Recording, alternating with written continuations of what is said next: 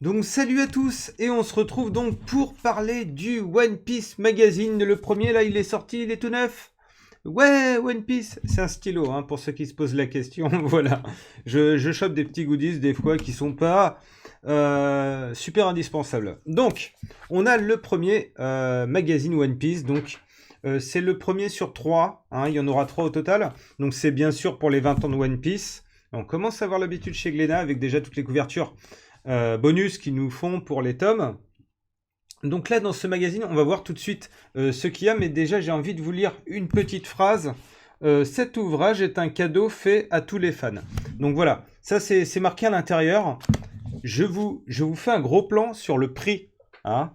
Attention, le prix. Attends, est-ce que ça va net, ça va faire net? Voilà. Hein. Tu le vois le prix? 19,90 €. Voilà le cadeau, quoi. Donc, mais on va dire que ça les vaut sans les valoir, mais bon, ça les vaut quand même. Hein. Donc, qu'est-ce qu'il y a dans ce magazine hein, qui coûte quand même 20 boules? Donc déjà, au niveau de la couverture, c'est du relief. Hein, c'est du relief. Il y a aussi un effet de paillettes, hein, de paillettes vertes. Donc ça continue derrière, hein, donc avec l'illustration. Putain, le focus de la caméra, il m'aime pas. Donc voilà, voilà. Donc, il y a un petit effet de brillance. Alors, voilà. Là, on voit mieux comme ça. Voilà. Et donc, cette illustration qui se trouve juste ici, voilà, au crayon à papier des Shiroda, qui est juste sympathique. Hein, ouais, elle est très sympathique quand même. Donc, on a en bonus un petit poster. Donc, je vais vous montrer, c'est un poster de l'anniversaire. Hein. Donc, voilà, avec les personnages de l'anniversaire. Donc, c'est un poster en 3 parties. Il y a 3 volumes. Donc, forcément, il faudra voir les 3 volumes pour avoir le poster complet. Au niveau du contenu, exactement, qu'est-ce qui se passe dans ce magazine? Donc là, il y a le lexique, mais je vais pas, voilà, je vais pas vous lire. On va découvrir ensemble. Donc déjà, voilà, on a un chapitre bonus. Hein, donc vous voyez 1 sur 3. Hein, il y a tout qui est 1 sur 3. Hein, de toute façon, dans ce truc-là. Et donc, ce chapitre bonus, alors je vous mets vite fait comme ça, mais après, il faudra l'acheter pour le voir. En fait, c'est Sabo qui sauve Ace et Luffy au moment où il y a Akainu qui arrive.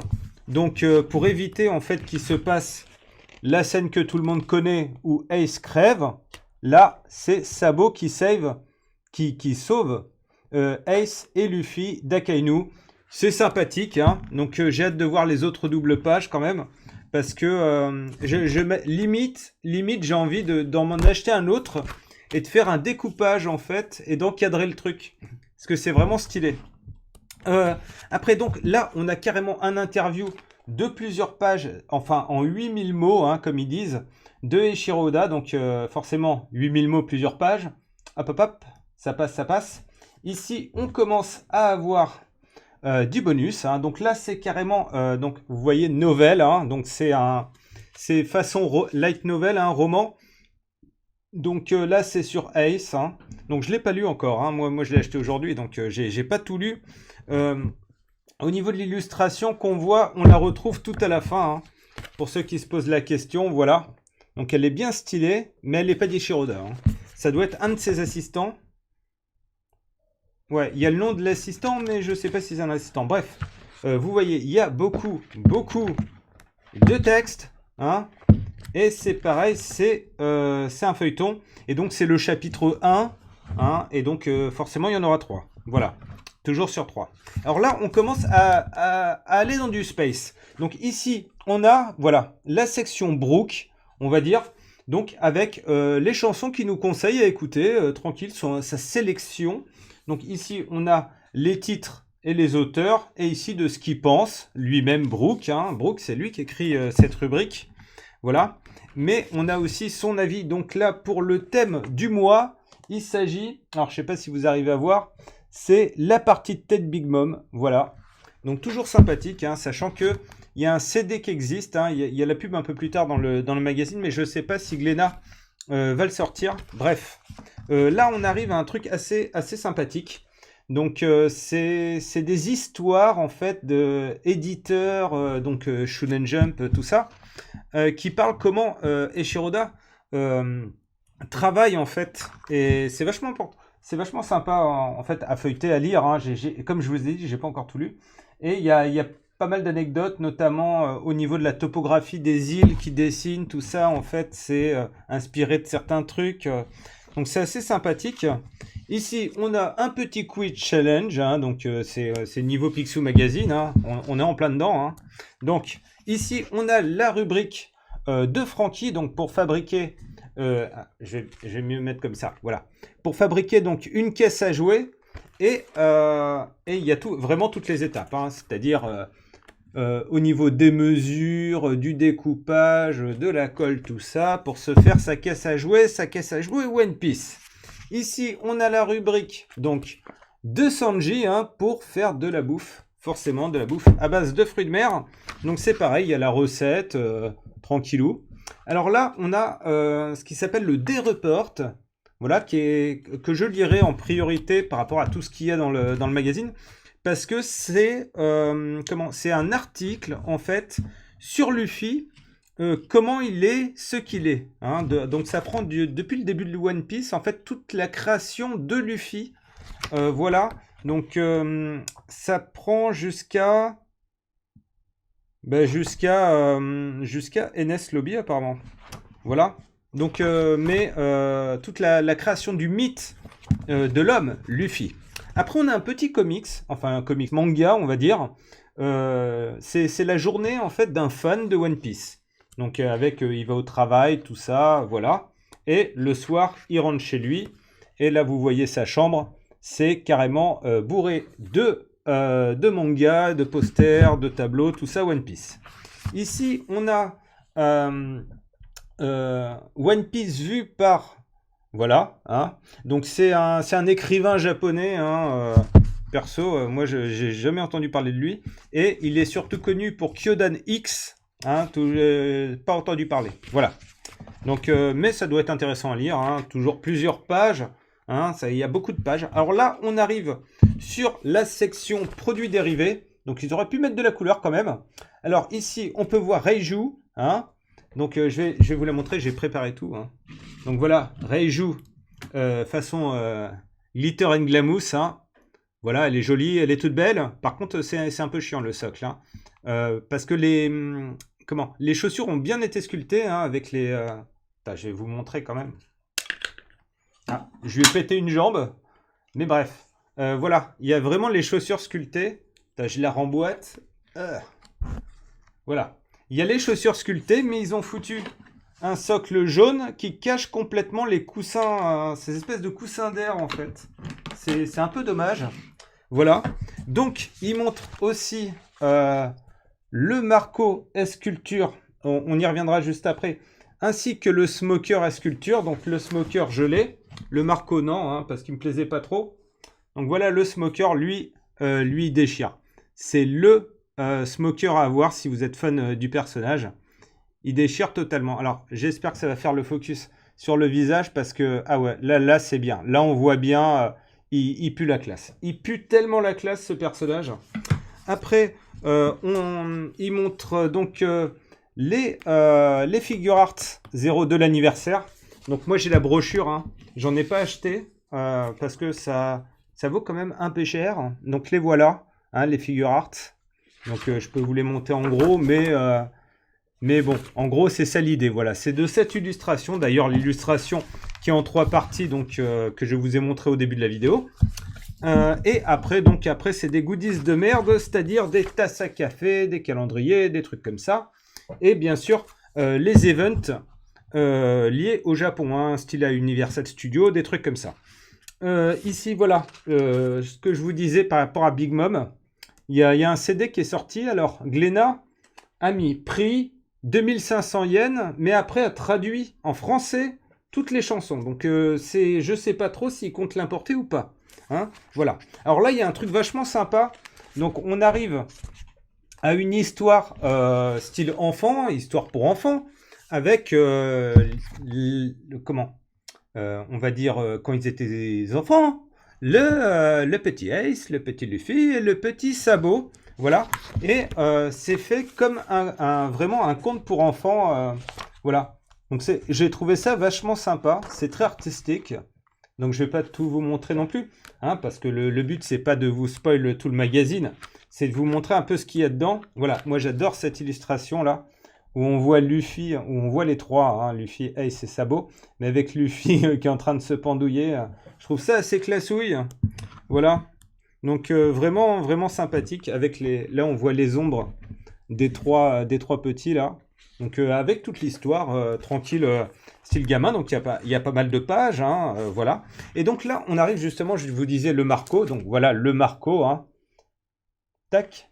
Et donc les sculptures, en fait, c'est des concours de bande presto, et les premiers, en fait, voient leurs figurines sortir, enfin éditées par la société. Et donc là, on suit, en fait, les aventures du sculpteur qui a sculpté la Marco, justement. Et donc, il explique comment il travaille, quelles sont ses inspirations, voilà. Alors après, on arrive à la rubrique Nami. Donc là, c'est la rubrique fringues, hein. Donc c'est pas que pour filles, hein. Donc là, voilà. Là, c'est pour filles japonaises. Après, on a pour les enfants japonais et les garçons japonais. Voilà. Après, on passe à la rubrique... Ah, ça, c'est pas mal. Ça, c'est pas mal. Je vais vous faire un gros plan dessus. C'est la rubrique de Zoro, hein. Donc, c'est pour la musculature. Voilà. Donc, on est loin de Thibaut InShape. InShape. C'est... Ouais. C'est pas... Le mec en slip, c'est limite une couche, hein, le truc. Mais bon, c'est marrant, hein. Petit tuto muscu par Zoro. C'est sympa. Alors, ici, on a... c'est pareil, c'est comme au niveau de la figurine, hein, c'est son travail un peu comment il fait, voilà. Alors c'est les chibi de One Piece en fait qui sont souvent sur des produits dérivés. Donc là c'est l'illustrateur forcément, et donc il explique un peu blablabla. C'est un genre d'interview. Alors je vais essayer de vous montrer un peu ce qu'il fait parce que c'est très petit quand même. Donc vous voyez les petites illustrations. Voilà, petites illustrations. Attends, ça c'est pour après. Ça je montre pour après. Donc voilà, c'est en gros c'est le mec ce qu'il fait. Là on arrive à un truc assez intéressant. Hein, il s'agit de la rubrique de Robin. Hein, donc c'est là par contre c'est les pirates célèbres qui ont réellement existé. Hein. Donc là on a Morgan. Ici on a par exemple Edward Teach. Hein, c'est voilà hein, le double Edward et Teach. Voilà. Hein. C'est bref. Après, là, il y a le petit coup marrant. Hein. Donc, la rubrique de Chopper, c'est de l'anatomie. Hein, et sur le monstre marin de Arlong, Meumeu. Hein. Donc, on peut voir son anatomie détaillée. Voilà, comment il a sa digestion, tout ça. Voilà. Hein. Petit Chopper. Petite rubrique sympathique. Après, là, on a l'encyclopédie carrément des fruits du démon. Donc, avec, bien sûr, les catégories. Les personnages, à qui sont associés les fruits, voilà. Donc ça fait plusieurs pages. Hein. Ici, on a... alors ça, par contre, j'ai un coup de gueule. Hein. Donc ça s'appelle le character columns, donc les colonnes de caractères, on va dire, enfin de personnages. Donc là, il y a deux personnages qui ont été sélectionnés comme personnages les plus méchants de One Piece. Mais ils en ont sélectionné que 2. Hein, donc, Crocodile et Doflamingo. Moi, j'aurais bien aimé qu'ils en sélectionnent 3. Hein, et j'aurais rajouté Arlong dans le tas. Parce que voilà. Donc après, on a des fanarts. Voilà. Là, c'est la section fanarts. Donc, c'est les dessins des fans. Hein, c'est pas super intéressant. Voilà. Surtout qu'il n'y a pas vraiment du lourd. Hein, c'est vraiment... voilà. Par contre, il y a des photos. Hein, donc, photos de cosplay ici. Et des photos de collection. Mais c'est surtout à ce niveau-là. Donc ici, on arrive au studio, si j'arrive. Ouais, voilà. Ici, c'est le, voilà, comme ils disent, le garage de One Piece. C'est-à-dire, c'est là où Eiichiroda dessine, c'est son bureau hein, avec ses assistants. Donc il y a le petit plan, hein, ici. Voilà. Et ce qui est marrant, donc, déjà ce qui est marrant, c'est qu'ils mettent vraiment un détail de son plan de travail, donc avec des petites indications, hein, comme vous pouvez voir, pour détailler tout ce qu'il y a sur son bureau. Mais ce qui est le plus marrant, en fait, c'est qu'il y a des photos des chiottes du bureau. Et ils les ont custom. Alors ça, c'est les chiottes de Eiichiro Oda, voilà, de son studio Eiichiro Oda. C'est carrément un aquarium, le truc. C'est assez marrant. Après, là, il y a une petite BD où les assistants sont des canards. Là, c'est Eiichiro Oda. Et donc, il les fait travailler, il les persécute, tout ça. Voilà, petit truc marrant. Et après, il y a un petit article sur apprendre à bâtir. Voilà, apprendre à bâtir la meilleure équipe de travail. Donc, voilà, en plusieurs pages. Toujours beaucoup de lecture. Voilà, et après, il y a un petit test pour savoir quel type d'otaku on est. Voilà.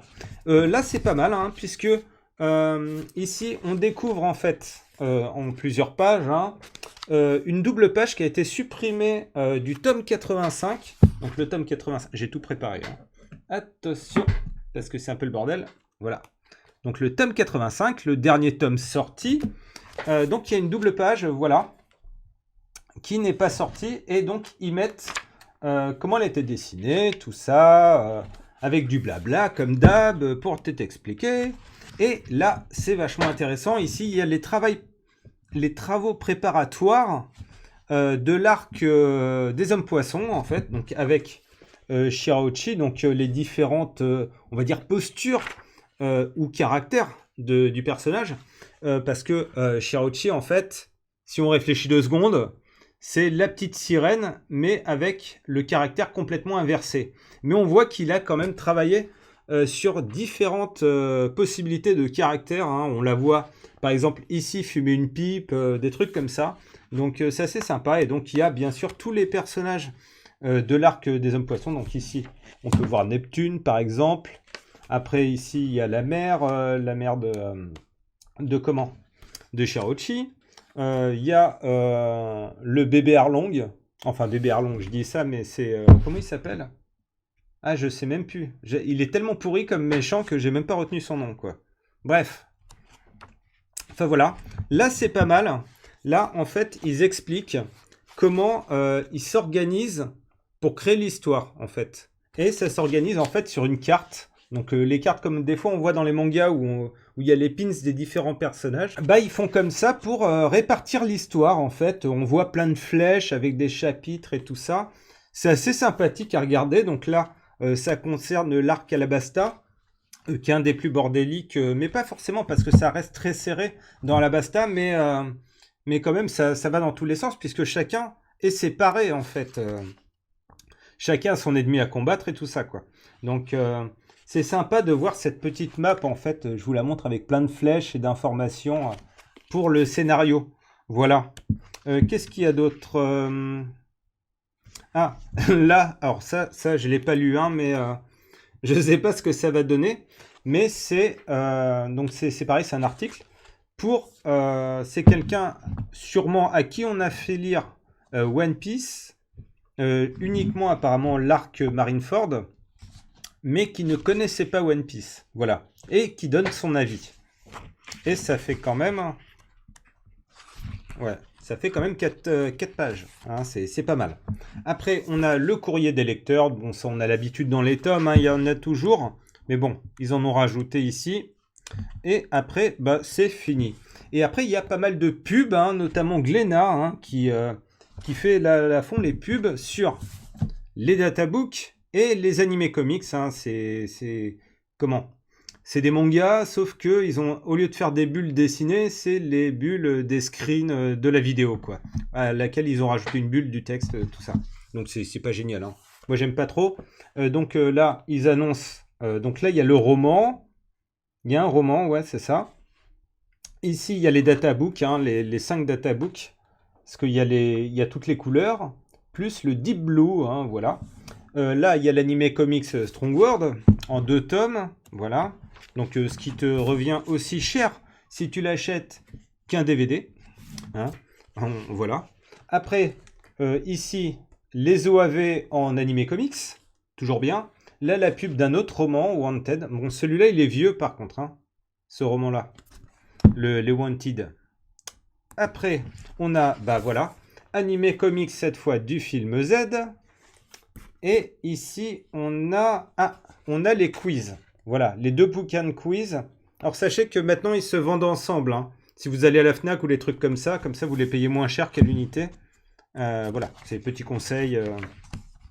Et donc là, mais après, on a ce qu'il y a dans le prochain numéro. Donc celui-là, c'était plus un... Donc ce magazine, ce volume 1, était plus concentré sur Luffy. Et donc le prochain sera plus concentré sur Ace, avec des trucs. Hein, donc on verra la prochaine fois hein, qui sortira. Donc je ne sais pas si c'est le mois prochain ou dans quelques mois. Il n'y a pas de date.